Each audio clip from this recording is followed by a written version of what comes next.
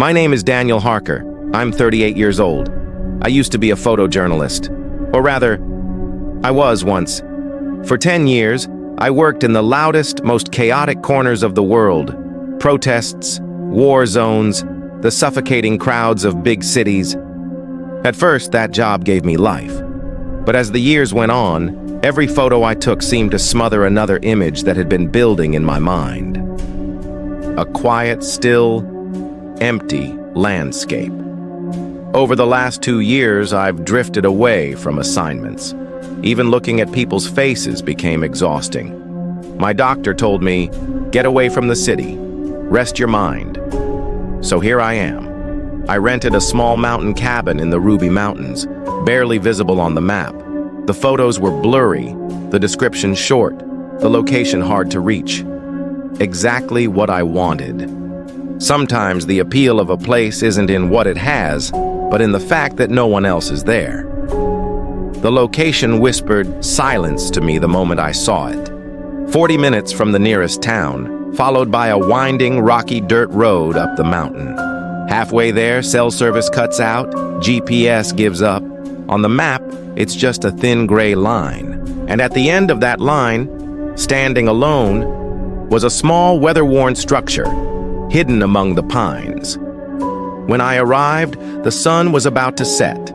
After the city's dusty air, the crispness here felt like a knife's edge. Breathing in made my lungs feel as if they'd been filled with something foreign. When I shut the car door, the silence hit me so hard it made my ears ring. Silence without human noise is different, heavier. The house was small, but stubbornly still standing. The wooden siding had faded to gray, the paint on the window frames was peeling in strips. Next to the door, a rusty mailbox still bore the faded letters of the former owner's name, H. Crowley. The owner had told me the key would be in a metal lockbox on the porch. When I opened it, I found the rental key. And, next to it, a second key with no markings at all. At the time, I thought it was just a small coincidence. But now, I know nothing was a coincidence. When I opened the door, I was greeted by the smell of old wood mixed with the faint soot of a wood stove. A warmth you'll never find in the city, instantly familiar. I stepped inside. Everything looked as though it had been sitting there for years, placed with care rather than haste. The living room was small but tidy, a soft brown armchair in the corner, a floor lamp opposite it. The lamp's shade was slightly crooked, but it somehow gave the place more character. On the table sat a stack of worn magazines with curled edges. The top cover showed a forest bathed in golden leaves, the date on the corner, October 2004. The kitchen was practically part of the living room, just a small 2-burner stove, a tiny fridge, and a wooden table for 2 in front of the window. A salt shaker, a cracked ceramic plate, mismatched coffee mugs on the shelves. All of it seemed to say, whoever lived here wasn't in a hurry and found their peace. I looked out the window. Behind me, the faint crackle of the wood stove. In front of me, the gentle rustle of pine trees in the wind. The sun slid down behind the mountains, and the sky bled into shades of orange, pink, and purple. And in that moment, for the first time in weeks, I felt calm settle over me. Here, in this small house, there would be no phone calls, no emails, no deadlines for the next few days. Just me, the mountains, and the silence. I picked a mug from the kitchen shelf, made some coffee, and stepped out onto the porch. The air was cool, but not the kind that chills you. It made you feel alive. The warmth of the cup in my hands made me think, this is it, exactly this. That first night, as I sat on the porch watching the sky, it began to rain. At first it was light. Drops tapped against the boards, shifting direction with the wind rolling down from the mountains. The sound here wasn't like the city's muffled drone. It was sharper, more defined, as if you could hear each drop individually. I went inside and switched on the floor lamp. Its soft light didn't quite reach the corners, leaving gentle shadows behind the furniture. I tossed a few logs into the stove and sipped my coffee while the fire cracked. The wind slipped under the door, carrying a thin whistling sound. At one point, there was a faint tick from the kitchen. I set my mug down and listened. The sound didn't come again. "Old house, creaking boards," I muttered to myself. But then I noticed the smell in the kitchen was different. Freshly roasted coffee. My cup was in front of me. There was nothing brewing in the kitchen. Later, as I lay in bed, the rain grew heavier. From the porch came a faint creak, not random but spaced, deliberate, as if someone were slowly walking across the wooden boards. In the morning, I stepped outside and froze. My work bag. Last night, it had been under the desk in the living room. Now it was in the corner of the porch, its zipper half open, my notebook spilling out. On its cover was a smear of mud from the rain, shaped like a single bare finger. That morning, the sight of my bag and that muddy print stripped away any sense of peace I had left. I told myself the wind must have dragged it, but the mud was in a single perfect finger-shaped streak. That didn't make sense. I spent the day outside, hiking up the trail behind the cabin.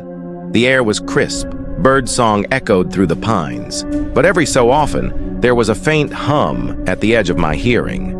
The moment I noticed it, it would vanish. When I got back, I reached for the doorknob. The key was in my pocket, but the door was already open. I knew I'd locked it that morning. Inside, everything looked in its place, until I reached the kitchen. The mug I'd used the night before was gone. In its place was a white mug I didn't recognize, with a faded hotel logo on the side. Steam still curled from the water inside.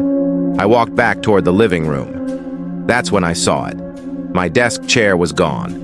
Out on the porch, there it was, facing the mountains, alone. The cushion was dented, as if someone had just been sitting there, and on the seat, my notebook, the same one I'd found outside that morning. Now it lay open to a different page. In shaky handwriting, one sentence had been written, "Welcome home, Daniel." I swallowed hard. This time it wasn't just welcome home. It knew my name. I brought the chair and notebook inside. I checked every door, every window, all locked. But I knew, with complete certainty now, I wasn't alone in this house. As I sat in the dim glow of the lamp, the house began to shift, almost imperceptibly. The white mug in the kitchen had moved from the edge of the table to its center. The magazine stack in the living room, October 2004, was no longer on top. A different issue lay open, a single word scrawled across the page in trembling letters. Stay. I stood and moved from room to room. In the bedroom, moonlight spilled through the window. On the bed sat my bag, the same one from the porch that morning. Its zipper was open halfway, my notebook pulled halfway out. I picked it up. On the open page, in handwriting that looked eerily like mine but wasn't, were 3 words. Look up. I lifted my head. The small hatch to the attic was open. Moonlight reached just far enough to catch a shadow shifting up there. And then, the entire house went black.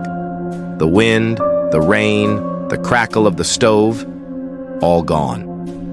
From the hallway came a click, a key turning. But my key was in my pocket. I crept forward.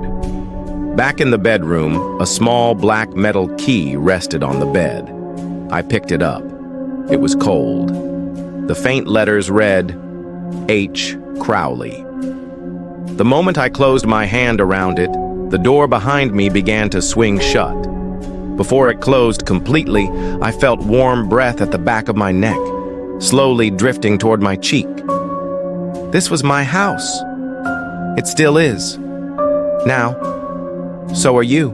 Then the lock turned in a single, deliberate motion. I'd heard that sound thousands of times before. But this time, it came from the wrong side. Darkness whispers, and eerie echoes answers. True horror stories, paranormal encounters, and mysterious disappearances, all in one place.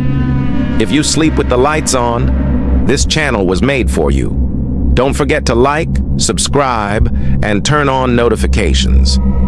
Because here at Eerie Echoes, real fear doesn't let you sleep.